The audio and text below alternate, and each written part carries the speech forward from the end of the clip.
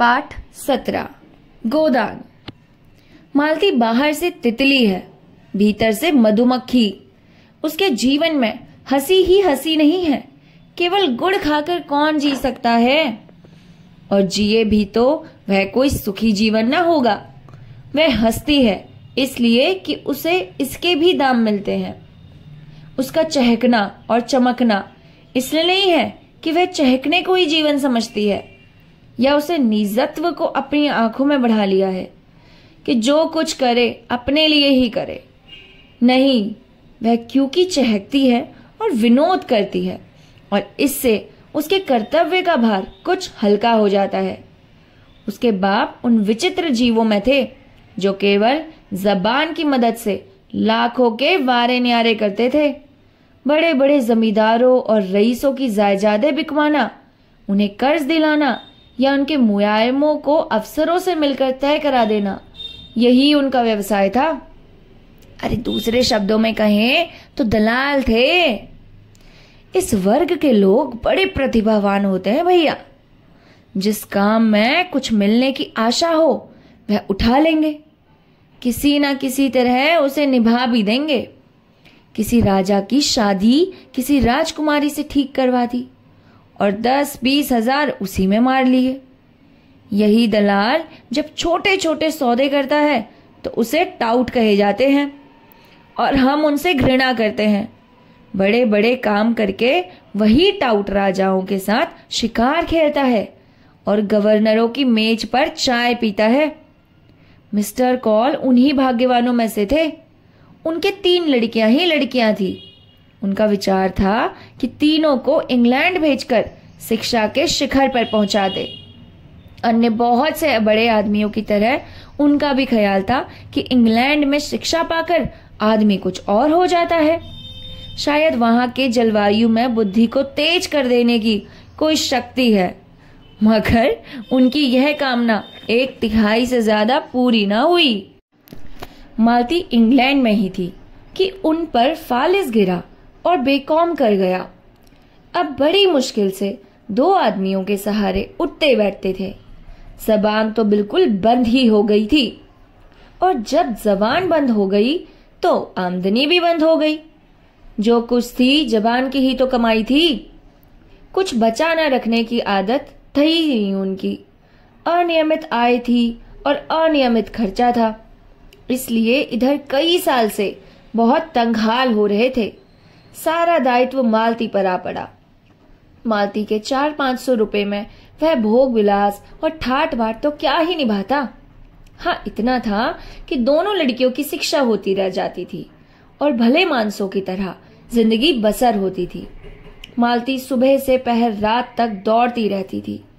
चाहती थी कि पिता सात्विकता के साथ रहे, लेकिन पिताजी को शराब कताब का ऐसा चस्का पड़ा था कि किसी तरह गला न छोड़ता था। कहीं से कुछ ना मिलता तो एक महाजन से अपने बंगले पर प्रोनोट लिखकर 1000-2000 ले लेते थे। महाजन उनका पुराना मित्र था, जिसने उनकी बदौलत लेन देन में लाखों कमाए थे, और मुरौवत के मारे कुछ बोलता ना था। उनके 25,000 चढ़ चुके थे और जब चाहता कुर्की करा सकता था, मगर मित्रता की लाज निभाता जाता था। आत्मसेवियों में जो निर्लसता आ जाती है वह कॉल में भी थी। तकाजे हुआ करे उन्हें परवाना थी। मालती उनके अपव्यय पर झंझलाती रहती थी, लेकिन उनकी माता जो साक्षात देवी थी और इस युग में भी पति की सेवा को नारी जीवन का मुख्य हेतु समझती थी, उसे युद्ध समझाती रहती थी। इसलिए गृह युद्ध ना होने पाता था। संध्या हो गई थी। हवा में अभी तक गर्मी थी। आकाश में धुंध छाया हुआ था। मालती और उसकी दोनों बहनें बंगले के सामने घास पर बैठी हुई थी। पानी ना पीने के कारण वहां की धूप जल गई थी और भीतर की मिट्टी निकल आई थी। मालती ने पूछा, माली, क्या पानी बिल्कुल नहीं देता है? मंजली बहन ने सरोज से कहा, पड़ा पड़ा सोया करता है सूरज। जब कहो तो 20 बहाने निकालने लगता है। सरोज बीए में पढ़ती थी। दुबली सी, पतली, पीली, रूखी, कटु। उसे किसी से बात करना पसंद नहीं आता था। और ना ही किसी की कोई बात पसंद आए, ऐसा भी होता था। हमेशा ऐब निकालती थी। डॉक्टरों की सलाह थी कि वह कोई परिश्रम ना करे और पहाड़ पर रहे, लेकिन ऐसी घर की स्थिति ना थी कि उसे पहाड़ पर भेजा जा सके। सबसे छोटी वरदा को सरोज से इसलिए द्वेष था कि सारा घर का सरोज के हाथों हाथ लिए रहता था। वह चाहती थी जिस बीमारी में इतना स्वाद है वह उसे ही क्यों नहीं हो जाती। गोरी सी, गर्वशील, स्वस्थ, चंचल आंखों वाली बालिका थी जिसके मुख पर प्रतिभा की झलक थी। सरोज के सिवा उसे सारे संसार से सहानुभूति थी। सरोज के कथन का विरोध करना उसका स्वभाव था। बोली, दिन भर दादाजी बाजार भेजते रहते हैं, फुर्सत ही कहाँ पाता है बेचारा। मरने को छुट्टी तो मिलती नहीं, पड़ा पड़ा सोएगा। सरोज ने डांटा, अच्छा, दादाजी उसे कब बाजार भेजते हैं? झूठी झूठी कहीं की। रोज भेजते हैं, रोज। आज भी तो भेजा था, कहो तो बुलवाकर पूछवा दूं। पूछवाएगी, बुलाऊं? मालती डरी। दोनों गुथ जाएंगे तो बैठना मुश्किल कर देंगे। बात बात कर बोली, अच्छा खैर होगा। आज डॉक्टर मेहता का तुम्हारे यहां भाषण हुआ था सरोज? सरोज ने नाक सिकोड़ कर कहा, हाँ हुआ तो था, लेकिन किसी को पसंद नहीं आया। आप फरमाने लगे, संसार में स्त्रियों का क्षेत्र पुरुषों से बिल्कुल अलग है। स्त्रियों का पुरुषों के क्षेत्र में आना इस युग का कलंक है। सब लड़कियों ने तालियां और सीटियां बजानी शुरू की। बेचारे लज्जित होकर बैठ गए। कुछ अजीब से आदमी मालूम होते हैं। आपने यहां तक कह डाला कि प्रेम केवल कवियों की कल्पना है। वास्तविक जीवन में इसका कहीं कोई निशान नहीं। लेडी हुक्कू ने उनका खूब मजाक उड़ाया। मालती ने कटाक्ष किया, लेडी हुक्कू ने? इस विषय में वह भी बोलने का साहस रखती है। तुम्हें डॉक्टर साहब का भाषण आदि से अंत तक सुनना चाहिए था। उन्होंने दिल में लड़कियों को क्या समझा होगा? पूरा भाषण सुनने का सब्र किसे था? वह तो जैसे घाव पर नमक छिड़कते थे। ओह, फिर उन्हें बुलाया ही क्यों? आखिर उन्हें औरतों से कोई वैर तो नहीं? जिस बात को हम सत्य समझते हैं, हम सत्य समझ रहे हैं, उसी का तो प्रचार करते हैं। औरतों को खुश करने के लिए वह उनकी सी कहने वालों में नहीं है। और फिर अभी यह कौन जानता है कि स्त्रियां जिस रास्ते पर चलना चाहती है वही सत्य है। बहुत संभव है आगे चलकर हमें अपनी धारणा बदलनी पड़े। उन्होंने फ्रांस, जर्मनी और इटली की महिलाओं के जीवन आदर्श बतलाते हुए कहा, शीघ्र ही विमेंस लीग की ओर मेहता का भाषण होने वाला है। सरोज को कौतूहल हुआ, मगर आप भी तो कहती हैं कि स्त्रियां और पुरुषों के अधिकार समान होने चाहिए। अब भी कहती हूं, लेकिन दूसरे पक्ष वाले क्या कहते हैं यह भी तो सुनना चाहिए। संभव है हम ही गलती पर हों। यह लीग इस नगर की नई संस्था है और मालती के उद्योग से खुली है। नगर की सभी शिक्षित महिलाएं उसमें शरीक हैं। मेहता ने पहले भाषण में महिलाओं में बड़ी हलचल मचा दी थी और लीग ने निश्चय किया था कि खूब उनका दंदा शिकन जवाब दिया जाए। मालती ही पर यह भार डाला गया था। मालती कई दिन तक अपने पक्ष के समर्थन में युक्तियां और प्रमाण खोजती रही और भी कई देवियां अपने भाषण लिख रही थी। उस दिन जब मेहता शाम को लीग के हाल में पहुंचे तो जान पड़ता था हॉल फट जाएगा। उन्हें गर्व हुआ, उनका भाषण सुनने के लिए इतना उत्साह, और वह उत्साह केवल मुख पर और आंखों में ना था। आज सभी देवियां सोने और रेशम से लदी हुई थी, मानो किसी बारात में आई हो। मेहता को परास्त करने के लिए पूरी शक्ति से काम लिया था। और यह कौन कह सकता है कि जगमगाहट शक्ति का अंग नहीं है? मालती ने तो आज के लिए नए फैशन की साड़ी निकाली थी, नए कॉट के जम्पर बनवाए और रंग रोगन और फूलों से खूब सजी हुई थी, मानो उसका विवाह हो रहा हो। विमेंस लीग में इतना समारोह और कभी ना हुआ था। डॉक्टर मेहता अकेले थे, फिर भी देवियों के दिल कांप रहे थे। सत्य की एक चिंगारी असत्य के पहाड़ को भस्म कर सकती है। सबसे पीछे की सफ में मिर्जा और खन्ना और संपादक जी भी विराज रहे थे। राय साहब भाषण शुरू होने के बाद आए और पीछे खड़े हो गए। मिर्जा ने कहा, आ जाइए, आप भी खड़े कब तक रहिएगा? राय साहब बोले, नहीं भाई, यहां मेरा दम घुटने लगेगा। मैं तो खड़ा होता हूं, आप बैठिए। राय साहब ने उनके कंधे दबाए। तकल्लुफ नहीं, बैठे रहिए। मैं थक जाऊंगा तो आपको उठा दूंगा और बैठ जाऊंगा। अच्छा, मिस मालती सभा नेत्री हुई। खन्ना साहब कुछ इनाम दिलवाइए। खन्ना ने रोनी सूनत बनाकर कहा, अब मिस्टर मेहता पर ही निगाह है, मैं तो गिर गया। मिस्टर मेहता का भाषण शुरू हुआ। देवियों, जब मैं इस तरह आपको संबोधित करता हूं तो आपको कोई बात खटकती नहीं। आप इस सम्मान को अपना अधिकार समझती हैं, लेकिन आपने किसी महिला को पुरुषों के प्रति देवता का व्यवहार करते सुना है? उसे आप देवता कहें तो वह समझेगा आप उसे बना रही हैं। आपके पास दान देने के लिए दया है, श्रद्धा है, त्याग है। पुरुष के पास दान देने के लिए क्या है? वह देवता नहीं, लेवता है। वह अधिकार के लिए हिंसा करता है, संग्राम करता है, कलह करता है। तालियां बजी। राय साहब ने कहा, औरतों को खुश करने का इसने अच्छा ढंग निकाला है। बिजली संपादक को बुरा लगा। कोई नई बात नहीं, मैं कितनी ही बार यह भाव व्यक्त कर चुका हूं। मेहता आगे बढ़े। इसलिए जब मैं देखता हूं हमारी उन्नत विचारों वाली देवियां उस दया और श्रद्धा और त्याग के जीवन से असंतुष्ट होकर संग्राम और कलह और हिंसा के जीवन की ओर दौड़ रही हैं और समझ रही है कि यही सुख का स्वर्ग है, तो मैं उन्हें बधाई नहीं दे सकता। मिसेस खन्ना ने मालती की ओर सर्वज्ञ नेत्रों से देखा। मालती ने गर्दन झुका ली। खुरदेश बोले, अब कहिए, मेहता दिलेर आदमी है, सच्ची बात कहता है मुंह पर। बिजली संपादक ने नाक सिकोड़ी। वह दिन लद गए जब देवियां इन चकमों में आ जाती थी। उनके अधिकार हड़पते जाओ और कहते जाओ, आप तो देवी है, लक्ष्मी है, माता है। मेहता आगे बढ़े।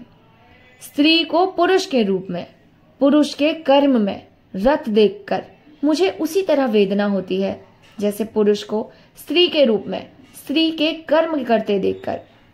मुझे विश्वास है ऐसे पुरुषों को आप अपने विश्वास और प्रेम का पात्र नहीं समझते। मैं आपको विश्वास दिलाता हूं, ऐसी स्त्री भी पुरुष के प्रेम और श्रद्धा का पात्र नहीं बन सकती। खन्ना के चेहरे पर दिल की खुशी चमक उठी। राय साहब ने चुटकी ली। आप बहुत खुश हैं खन्ना जी। खन्ना बोले, मालती मिले तो पूछूं, अब कहिए। मेहता आगे बढ़े। मैं प्राणियों के विकास में स्त्री के पद को पुरुषों के पद से श्रेष्ठ समझता हूं, उसी तरह जैसे प्रेम और त्याग और श्रद्धा को हिंसा और संग्राम और कलह से श्रेष्ठ समझता हूं। अगर हमारी देवियां सृष्टि और पालन के देव मंदिर से हिंसा और कलह के दानव क्षेत्र में आना चाहती है तो उससे समाज का कल्याण ना होगा। मैं इस विषय में दृढ़ हूं। पुरुष ने अपने अभिमान में अपनी दानवी कृति को अधिक महत्व दिया और वह अपने भाई का स्वनत्व छीनकर उसका रक्त बहाकर समझने लगा। उसने बहुत बड़ी विजय पाई। जिन शिशुओं को देवियों ने अपने रक्त से सिरजा और पाला, उन्हें बम और मशीन गन और सहस्त्र टैंकों का शिकार बनाकर वह अपने को विजेता समझता है। और जब हमारी ही माताएं उसके माथे पर केसर का तिलक लगाकर और उसे अपने असीसों का कवच पहनाकर हिंसा क्षेत्र में भेजती है, तो आश्चर्य है कि पुरुष ने विनाश को ही संसार के कल्याण की वस्तु समझा और उसकी हिंसा प्रवृत्ति दिन दिन बढ़ती गई। और आज हम देख रहे हैं कि यह दानवता प्रचंड होकर समस्त संसार को रौंदती, प्राणियों को कुचलती, हरी भरी खेतियों को जलाती और गुलजार बस्तियों को वीरान करती जाती है। देवियों, मैं आपसे पूछता हूँ, क्या आप इस दानव लीला में सहयोग देकर इस संग्राम क्षेत्र में उतरकर संसार का कल्याण करेंगी? मैं आपसे विनती करता हूँ, नाश करने वालों को अपना काम करने दीजिए। आप अपने धर्म का पालन किए जाइए। खन्ना बोले, महती की तो गर्दन ही नहीं उठती। राय साहब ने इन विचारों का समर्थन किया। अरे, मेहता कहता तो यथार्थ ही है। बिजली संपादक बिगड़े, मगर कोई नई बात तो नहीं कही। नारी आंदोलन के विरोधी इन्हीं ऊटपटांग बातों की शरण लिया करते हैं। मैं इसे मानता ही नहीं कि त्याग और प्रेम से संसार की उन्नति की। संसार ने उन्नति की पौरुष से, पराक्रम से, बुद्धि बल से, तेज से। खुर्शीद ने कहा, अच्छा सुनने दीजिए या अपनी ही गाए जाएंगे। मेहता का भाषण जारी था। देवियों, मैं उन लोगों में नहीं हूं जो कहते हैं स्त्री और पुरुष में समान शक्तियां हैं, समान प्रवृत्तियां हैं और उनमें कोई भिन्नता नहीं है। इससे भयंकर असत्य की मैं कल्पना नहीं कर सकता। यह वह असत्य है जो युग युगांतरों से संचित अनुभव को उसी तरह ढक लेना चाहता है जैसे बादल का एक टुकड़ा सूर्य को ढक लेता है। मैं आपको सचेत किए देता हूं, आप इस जाल में ना फंसें। स्त्री पुरुष से उतनी ही श्रेष्ठ है जितना प्रकाश अंधेरे से। मनुष्य के लिए क्षमा और त्याग और अहिंसा जीवन के उच्चतम आदर्श हैं। नारी इस आदर्श को प्राप्त कर चुकी है। पुरुष धर्म और अध्यात्म और स्त्रियों का ऋषियों का आश्रय लेकर उस लक्ष्य पर पहुंचने के लिए सदियों की जोर मार रहा है, पर सफल नहीं हो सका। मैं कहता हूं, सारा अध्यात्म और योग एक तरफ और नारियों का त्याग एक तरफ। तालियां बजी, हॉल हिल उठा। राय साहब ने गदगद होकर कहा, मेहता वही कहते हैं जो इनके दिल में है। ओमकार नाथ ने टीका की, लेकिन बातें सभी पुरानी है, सड़ी हुई। पुरानी बात भी आत्मबल के साथ कही जाती है तो नई हो जाती है। हाँ, जो 1000 रुपए हर महीने फटकार कर विलास में उड़ाता हो, उसमें आत्मबल जैसी वस्तु नहीं रह सकती। यह केवल पुराने विचार के नारियों और पुरुषों को प्रसन्न करने का ढंग है। खन्ना ने मालती की ओर देखा। यह क्यों फूली जा रही है? इन्हें तो शर्माना चाहिए। खुर्शीद ने खन्ना को उकसाया। अब तुम भी एक तकरीर कर डालो खन्ना, नहीं मेहता तुम्हें उखाड़ फेंकेगा। आधा मैदान तो उसने अभी मार लिया है। खन्ना खिसिया कर बोले, मेरी ना कहिए, मैंने ऐसे कितनी चिड़िया फंसाकर छोड़ दी है। हाँ।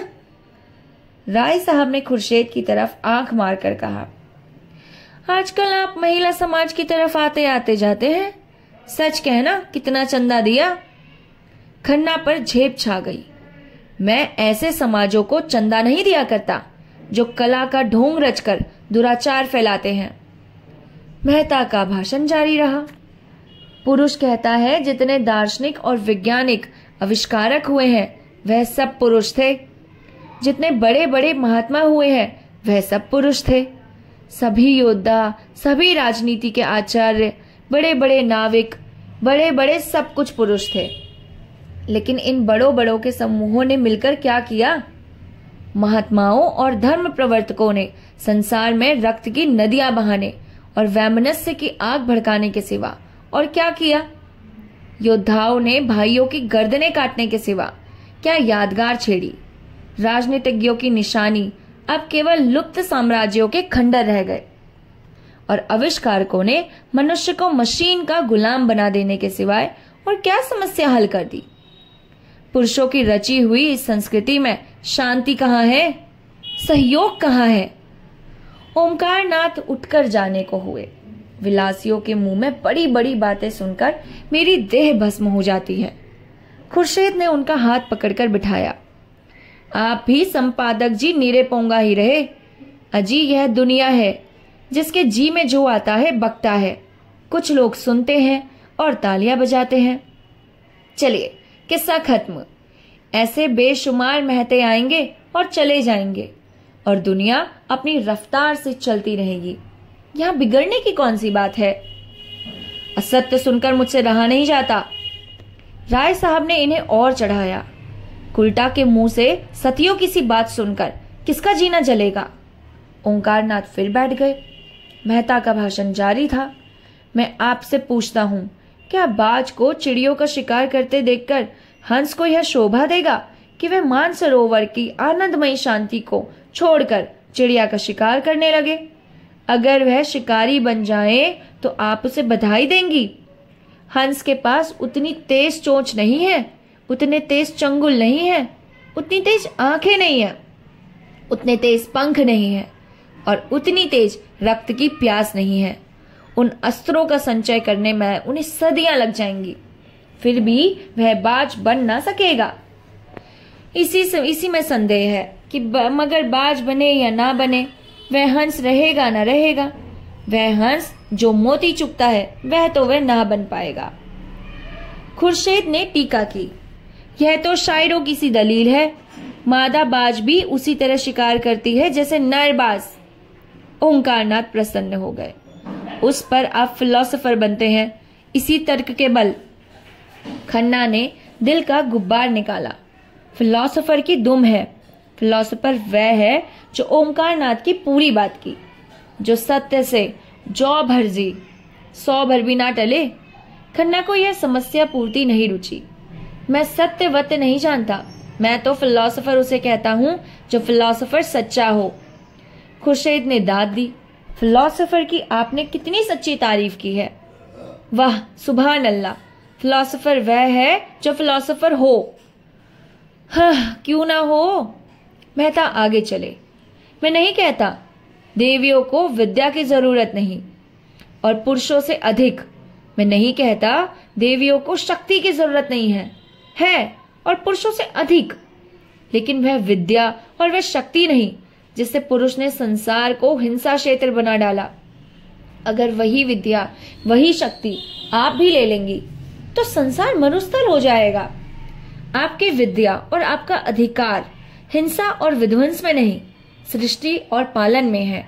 क्या आप समझती हैं वोटों से मानव जाति का उद्धार होगा या दफ्तरों में और अदालतों में जबान और कलम चलाने से? इन नकली अप्राकृतिक विनाशकारी अधिकारों के लिए आप वह अधिकार छोड़ देना चाहती हैं जो प्रकृति ने आपको दिए हैं। सरोज अब तक बड़ी बहन के अदब से जब्त किए बैठी थी। अब न रहा गया, पुकार उठी, हमें वोट चाहिए पुरुषों के बराबर। और कई युवतियों ने हाक लगाई, वोट वोट वोट। ओमकारनाथ ने खड़े होकर ऊंचे स्वर से कहा, नारी जाति के विरोधियों की पगड़ी नीची हो। मालती ने मेज पर हाथ पटक कर कहा, शांत रहो। जो लोग पक्ष या विपक्ष में कुछ कहना चाहेंगे उन्हें पूरा अवसर दिया जाएगा। मेहता बोले, वोट नए युग का माया जाल है, मरीचिका है, कलंक है, धोखा है। उसके चक्कर में पड़कर आप ना इधर की होंगी ना उधर की। कौन कहता है आपका क्षेत्र संकुचित है और उसमें आपको अभिव्यक्ति का अवकाश नहीं मिलता? हम सभी पहले मनुष्य हैं, पीछे और कुछ। हमारा जीवन हमारा घर है, वही हमारी सृष्टि होती है, वही हमारा पालन होता है, वही जीवन के सारे व्यापार होते हैं। अगर वह क्षेत्र परिमित है तो अपरिमित कौन सा क्षेत्र है? क्या वह संघर्ष जहां संगहित अपहरण है? जिस कारखाने में मनुष्य और उसका भाग्य बनता है उसे छोड़कर आप उन कारखानों में जाना चाहती हैं जहां मनुष्य पीसा जाता है, जहां उसका रक्त निकाला जाता है? मिर्जा ने टोका, पुरुषों के जुल्म ने ही तो उसमें बगावत की, यह स्पिरिट पैदा की है। मेहता बोले, बेशक पुरुषों ने अन्याय किया है लेकिन उसका यह जवाब नहीं है। अन्याय को मिटाइए लेकिन अपने को मिटाकर नहीं। मालती बोली, नारियां इसलिए अधिकार चाहती हैं कि उनका सदुपयोग करे और पुरुषों को उनका दुरुपयोग करने से रोके। मेहता ने उत्तर दिया, संसार में सबसे बड़े अधिकार सेवा और त्याग से मिलते हैं और वह आपको मिले हुए हैं। उन अधिकारों के सामने वोट कोई चीज नहीं। मुझे खेद है, हमारी बहनें परिश्रम का आदर्श ले रही हैं। जहां नारी ने अपना पद खो दिया और स्वामिनी से गिरकर विलास की वस्तु बन गई है। पश्चिम की स्त्री स्वच्छंद होना चाहती है, इसलिए वह अधिक से अधिक विलास कर सके। हमारी माताओं का आदर्श कभी विलास नहीं रहा। उन्होंने केवल सेवा के अधिकार से सदैव गृहस्थी का संचालन किया। पश्चिम में जो चीजें अच्छी हैं वह उनसे लीजिए। संस्कृति में सदैव आदान प्रदान होता आया है, लेकिन अंधी नकल तो मानसिक दुर्बलता के ही लक्षण है। पश्चिम की स्त्री आज गृह स्वामिनी नहीं रहना चाहनी। भोग की विदग्ध लालसा ने उसे उच्छृंखल बना दिया है। वह अपनी लज्जा और गरिमा को, जो उसकी सबसे बड़ी विभूति थी, चंचलता और अमोद प्रमोद पर होम कर रही है। जब मैं वहां की सुशिक्षित बालिकाओं को अपने रूप का या भरी हुई गोल बाहों का, अपनी नग्नता का प्रदर्शन करते हुए देखता हूँ, मुझे उन पर दया आती है। उनकी लालसाओं ने उन्हें इतना पराभूत कर दिया है कि वे अपनी लज्जा की भी रक्षा नहीं कर सकती। नारी की इससे अधिक और क्या अधोगति हो सकती है। राय साहब ने तालियां बजाई। हॉल तालियों से गूंज उठा, जैसे पटाखों की टटियां छूट रही हो। मिर्जा साहब ने संपादक जी से कहा, इसका जवाब तो आपके पास भी ना होगा। संपादक जी ने विरक्त मन से कहा, सारे व्याख्यान में इन्होंने यही एक बात सत्य कही है। अब तो आप भी मेहता के मुरीद हुए? जी नहीं, अपने लोग किसी के मुरीद नहीं होते। मैं इसका जवाब ढूंढ निकालूंगा, बिजली में देखिएगा। इसके मानो यह है कि आप हक की तलाश नहीं करते, सिर्फ अपने पक्ष के लिए लड़ना चाहते हैं। राय साहब ने आड़े हाथों लिया। इसी पर अपने आप सत्य प्रेम का अभिमान है। संपादक जी अविचल रहे। वकील का काम अपने मुवक्किल का हित देखना है, सत्य या असत्य का निराकरण नहीं। तो यूं कहिए कि आप औरतों के वकील हैं। मैं उन सभी का वकील हूं जो निर्बल हैं, निस्सहाय हैं, पीड़ित हैं। बड़े बेहया हो यार, मेहता जी कह रहे थे, और ये पुरुषों का षड्यंत्र है। देवियों को ऊंचे शिखर से खींचकर अपने बराबर बनाने के लिए उन पुरुषों का जो कायर हैं, उनमें वैवाहिक जीवन का दायित्व संभालने की क्षमता नहीं, जो स्वच्छंद काम क्रीड़ा की तरंगों में साड़ों की भांतों दूसरों की हरी खेती में मुंह डालकर अपनी कुत्सिल लालसाओं को तृप्त करना चाहते हैं। पश्चिम में इनका षड्यंत्र सफल हो गया और देवियां तितलियां बन गई। मुझे ये कहते हुए शर्म आती है कि इस त्याग और तपस्या की भूमि भारत में भी कुछ वही हवा चल रही है। विशेषकर हमारी शिक्षित बहनों पर वह जादू बड़ी तेजी से चल रहा है।